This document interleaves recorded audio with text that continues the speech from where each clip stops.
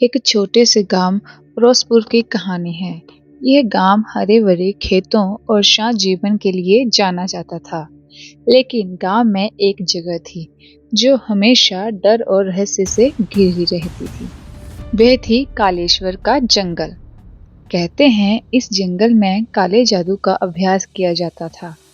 गांव के बड़े बुजुर्ग चेतावनी देते थे कि सूर्यास्त के बाद उस जंगल में जाना मना है। रवि एक 25 वर्षीय युवक जो शहर में पढ़ाई करके गांव लौटा था, इन कहानियों पर यकीन नहीं करता था। उसे यह सब अंधविश्वास लगती थी। एक दिन उसने दोस्तों के साथ जंगल में जाने का फैसला किया। दोस्तों ने मना किया, लेकिन रवि हंसकर बोला, भूत प्रेत कुछ नहीं होता है, मैं ये सब गलत साबित करके दिखाऊंगा। सूरज ढलने से कुछ समय पहले रवि अकेला जंगल की ओर निकल पड़ा। जंगल के अंदर कदम रखते ही उसे अजीब सी ठंडक महसूस हुई। पत्तों के बीच से अजीब सी आवाजें आ रही थीं, जैसे कोई बुदबुदा रहा हो। धीरे धीरे अंधेरा घना होने लगा। अचानक उसने देखा कि एक पुरानी झोंपड़ी खड़ी थी। झोंपड़ी में से धीमी रोशनी निकल रही थी। अंदर झांकते ही रवि का दिल जोर से धड़कने लगा। एक बूढ़ी औरत पूरी तरह काले कपड़ों में लिपटी हुई एक पत्थर पर बैठे किसी मंत्र का जाप कर रही थी। उसके चारों ओर अजीब अजीब आकृतियां बनी हुई थी। कौन हो तुम? उस औरत ने अचानक पूछ लिया, बिना पीछे देखे। रवि डरते हुए जवाब देने की कोशिश कर रहा था कि उसने देखा उसकी छाया गायब हो गई थी। रवि ने पीछे हटने की कोशिश की, लेकिन उसके पैर वहीं जमे रह गए।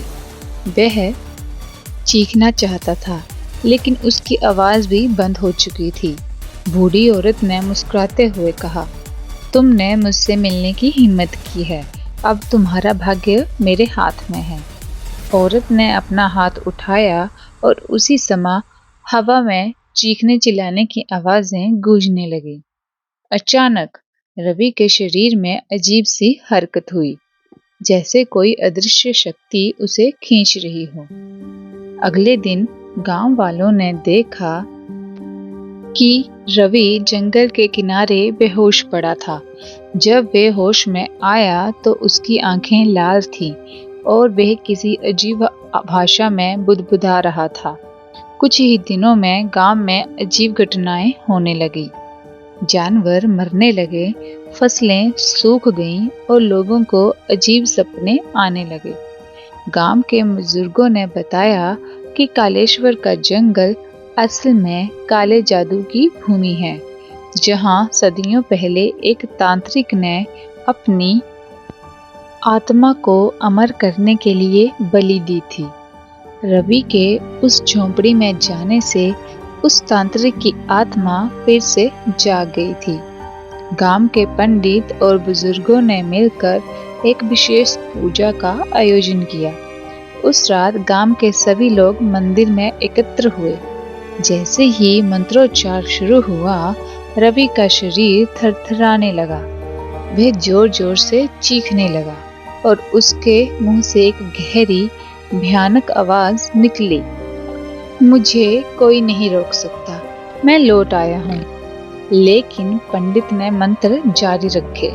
जैसे जैसे पूजा का प्रभाव बढ़ा, रवि के शरीर से एक काली परछाई निकलकर जंगल की ओर भाग गई। पूजा के बाद रवि धीरे धीरे सामान्य होने लगा, लेकिन गांव वालों ने फैसला किया कि कालेश्वर के जंगल को हमेशा के लिए बंद कर दिया जाए। उस जंगल की ओर जाने वाला रास्ता पूरी तरह बंद कर दिया गया।